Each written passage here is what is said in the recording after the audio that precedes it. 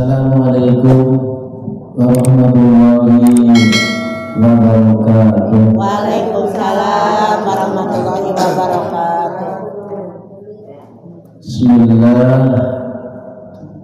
Alhamdulillah. Alhamdulillahilladzi anzala sakinata fi qulubil mu'minin liyastaqimana ma'a imanihim. Asyhadu an la ilaha illallah wahdahu la syarika lah wa asyhadu anna Muhammadan abduhu wa rasuluhu la nabiyya ba'dahu. Allahumma shalli wa sallim ala sayyidina Muhammadin Allahumma shalli wa sallim alaihi wa alihi wa sahbihi ajma'in. Faqad qala Allah ta'ala fi kitabihil karim wa astaqul qailin a'udzu billahi minasyaitonir rajim. Inna sholata tanha 'anil fahsya'i wal munkar. Al-ayat. Rasulullah sallallahu alaihi wasallam, man salaka tariqan yaltamisu bihi ilman syarra bihi tariqan ilal jannah. Sadaqallah wa sadaqa Rasulullah sallallahu alaihi wasallam. Hadirat yang dirahmati Allah subhanahu wa ta'ala, lebih khusus kepada DKM Nasional Umum dalam hal ini Al-Mukarram Abdul Rahman, juga beserta Ibunda Haja Sidraya, juga kepada Ibunda Siti Fatimah, kepada para jasa, para asatidz dalam ini Al-Mukarram Ustaz Haja Ali, Ustaz Haja Lola,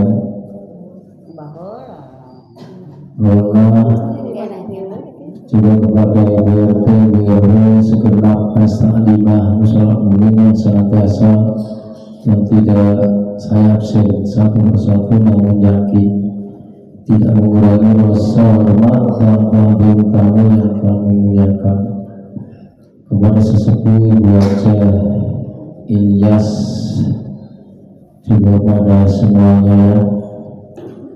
Alhamdulillah diberikan kesehatan, sehat walafiat, amin. Sedikit kita bersama-sama menuntut ilmu. Karena apa kita dituntut untuk menuntut ilmu? Karena hukumnya wajib menuntut ilmu. Pintar tidak wajib, tapi menuntut ilmu hukumnya wajib. Pada suatu saat kita pasti akan senantiasa digoda oleh beberapa makhluk gaib yang namanya syaitan. Inna syaitona ngaduhum mubin. Sesungguhnya setan adalah musuh bebuyutannya Allah subhanahu wa ta'ala. Tidak musuhnya Allah pun termasuk musuhnya umatnya Rasulullah sallallahu alaihi wasallam. Pada waktu Rasulullah sallallahu alaihi wasallam di masjid keluar dari sholat berjamaah diadang oleh suatu makhluk yang termasuk musuh dikatakan setan. Rasulullah sallallahu alaihi wasallam bertanya, "Hei setan, kenapa ada di pintu musola, pintu masjid? Ngapain lo kesini?" Cara bahasa Betawinya mah, ngapain lo kesini? Itu jadi pertanyaannya. Kenapa setan sudah di depan pintu masjid ini, mau ngapain? Jawabannya saya bagaimana? Saya akan menghadang umatmu yang mau melaksanakan sholat berjamaah. Pantesan orang sholat berjamaah males. Ini sudah ada dari dulu. Waktu zaman Rasulullah pun sudah ada setan yang akan menggoda. Maka dari itu kalau kita sholat jangan lepas baca 2 kalimat syahadat. Kenapa? Karena waktu kita hidup seharian, bahkan setengah hari, semalam sehari, pasti tidak ada kesalahan sifat munafik, musyrik, syirik kepada Allah SWT. Kita tidak sengaja, tidak terasa, tapi ada. Salah satunya sifat syirik, munafik, zalim, dan kafir. Maka dari itu berjamaah, hikmahnya adalah kalau kita mau melaksanakan sholat, disarankan membaca kalimat Allah yang berlafal asyhadu an la ilaha illallah wa asyhadu anna muhammadar rasul. Aku bersaksi tiada Tuhan selain Allah dan Muhammad adalah utusan. Kenapa? Sebab kita sehari-hari tidak lepas dari kesalahan yang sudah disantumkan, sudah dijelaskan oleh setan, tetap akan menggoda umatmu. Kita nggak terasa berbuat munafik. Apa munafik? Innal munafiqina, ya, sesungguhnya munafik yukhadi'unallaha wa huwa khadi'uhum pada qamu ila sholati qamu kusala, kata Allah. Tuh, kita tidak terasa berbuat munafik. Contohnya bagaimana orang munafik? Contoh begini. Ini sebagai imam. Kalau imam biasanya baca pendek, kalau sendirian pendek, begitu jadi imam panjang banget. Itu ada rasa dipuji oleh makmum. Manusia yang lain itu sudah tergolong, dikatakan wa huwa khadium qamu kusala. Kalau gilirannya sendirian, seenaknya deh baca bismillahirrahmanirrahim, cak banget. Kalau di depan orang bagus, dibagus-bagusin. Ini gilirannya baca sendiri, seenaknya deh anta alaihim. Nah, begini, asal ini saya sering sudah sering dibahas anta alaihim, itu artinya udah hilang semua. Anta 1 kalimat, 2 bacaan, idhar dan idhar safami. Artinya ingkang cara diberikan nikmat oleh Allah Subhanahu kepada kita. Kalau anta artinya kamu, jauh nggak? Jauh. Berarti makanya itu benar. Baca kiranya sholat jamaah jadi imam panjang banget, sabihis bacanya melepot lagi. Ini baca sendiri cuma indah akanak kulwalat, mentok-mentoknya kulwalat, itu udah munafik. Gampang banget. Itu supaya dipuji ada rasa, biar aku di. Siapa tuh Pak? Saya sendiri. Sendiri. Makanya biar gak keteteran munafik, caranya bagaimana? Itu godaan setan ini.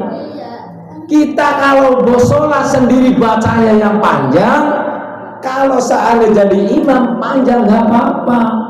Tapi giliran sendiri pendek banget, giliran jadi imam panjang banget, ini saya. Makanya kalau mau sholat membaca, ini contoh saya sendiri. Kalau saya baca Al-Quran panjang, yang mengandung arti, yang tuh artinya dan ada hikmahnya, baca dulu. Ibaratnya gini, manja'a bil hasanat itu sampai berapa ayat, terus sabihis berapa ayat, panjang, kuduk panjang banget, gila yang kuduk sendiri pendek banget. Itu contoh. Ini contoh baca sendiri.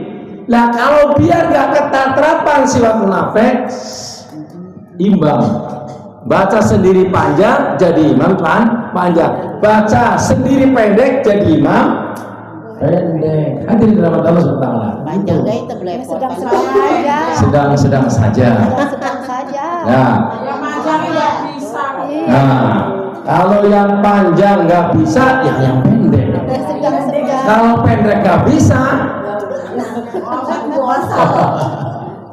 ada rahmat Allah SWT. Jadi memang benar sebelum sholat harus membaca 2 kalimat syahadat. Yang pertama, yang kedua supaya pantesan sholat itu malas karena sudah diadang supaya jangan melakukan sholat.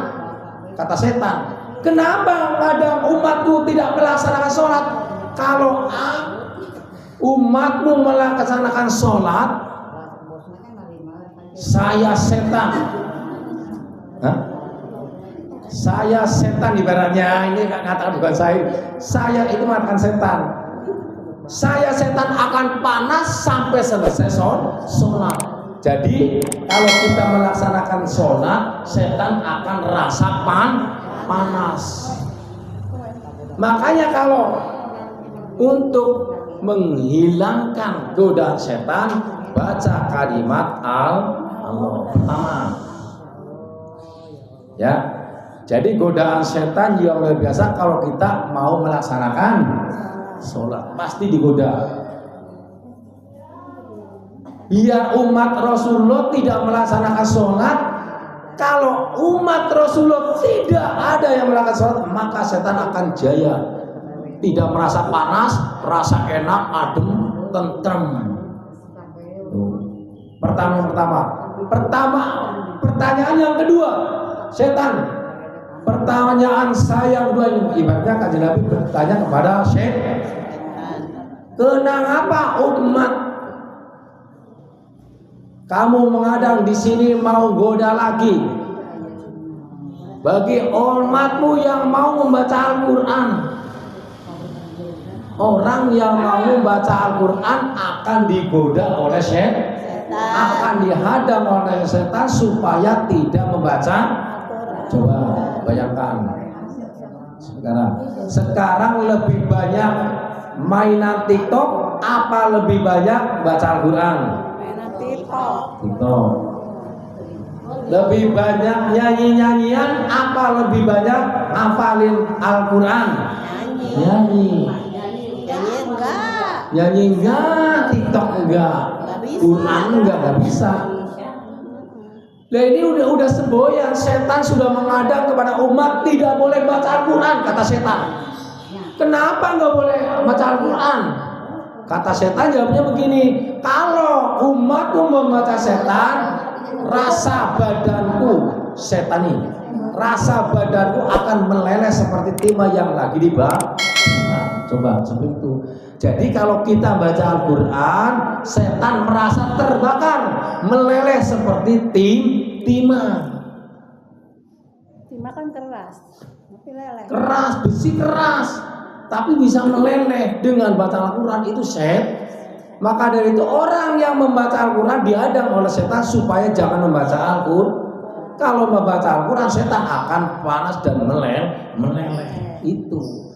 Maka dari itu kalau memang setan benar-benar luar biasa, lawannya harus bacaan Al-Quran. Ibu-ibu dan Allah SWT begitu. Mantesan di dunia ini sudah banyak godaan. Baca Quran jamaah sholat Pertanyaan yang kedua, ini coba kita selusuri apa memang benar zaman termasuk zaman-zaman akhir seperti ini jarang. Untung masih ada suku yang membaca Al-Quran untuk penggantinya, untuk mengusir setan, untuk membakar setan supaya nggak terlalu jahat menggoda kepada umat kita. Ajar Allah SWT. Ini seperti ini. Udah zaman-zaman akhir. Yang pertanyaan yang ketiga, hai setan, kenapa cara bahasanya lo ngadang gue untuk bersedekah? Tuh. Orang bersedekah akan diadang, disetop, dijegal oleh setan karena kalau ada banyak orang bersedekah umatmu, maka saya akan terasa belah.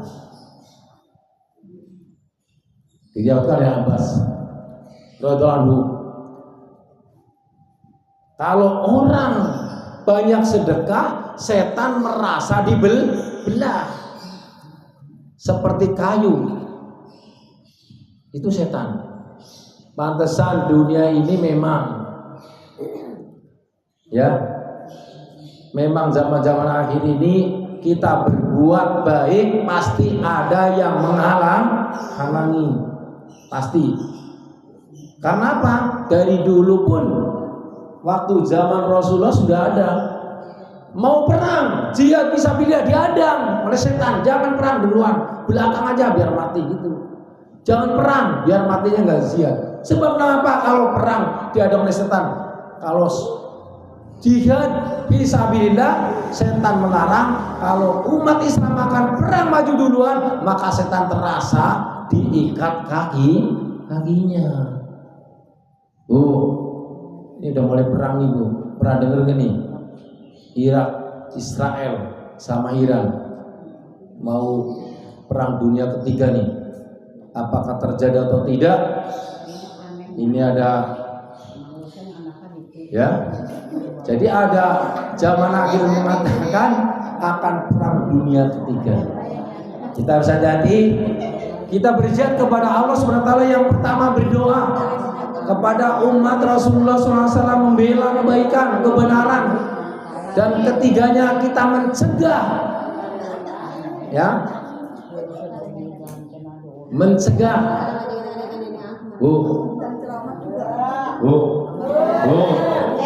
Mau berjihad. Jihad pertama adalah mendoakan umat Islam supaya selamat, dijauhkan dari segala musuh, dimenangkan dari segala musuh. Kedua, jihad dari ekonomi. Kita sendiri belum bisa karena masih ada barangnya. Kalau kita jihad dengan ekonomi yang pendukung Israel, termasuk makanan. Kalau kita menghindari pendukung Israel, termasuk dikatakan kenapa jihad itu termasuk dilarang oleh setan? Kalau jihad fisabilillah, setan akan terbelenggu. Maka dari itu kita sulit untuk memperjuangkan agama Allah SWT. Dalam saat ini akan turun perang dunia ketiga. Mudah-mudahan kita sekalian sebagai umat Islam, termasuk saudara kita yang di Palestina, diberikan kemenangan oleh Allah SWT, dan mudah-mudahan kita sekalian diselamatkan dari segala malapetaka. Amin Allahumma. Itulah hikmah dari pengajian minggu ini adalah kita jangan lupa, itu dari dulu udah ada namanya godaan setan. Maka dari itu kita kuatkan sholat berjamaah, lakukan kebaikan, termasuk adalah membaca Al-Quran, dan ketiga banyak sedekah. Kalau kita menang melakukan seperti itu, insya Allah akan memberikan pertolongan besok di yaumil kiamah. Amin Allahumma. Dan kalau kita menang, maka setan akan kabur, akan mundur dari serangan umat Islam. Hadirin dirahmati Allah SWT, demikian pada kesempatan yang mulia ini, mari kita bersama-sama untuk mengakhiri dalam pengajian ini. Diakhiri dengan doa, mudah-mudahan kita sekalian diberikan keberkahan oleh Allah SWT, diberikan keselamatan di mana berada, dan mudah-mudahan dipanjangkan umurnya, diberkahkan umurnya, dimaafkan ilmunya, dilancarkan usahanya, dijauhkan dari segala penyakit. Yang lagi kurang sehat mudah-mudahan disehatkan oleh Allah SWT. Yang lagi sakit semoga sakitnya diangkat oleh Allah SWT.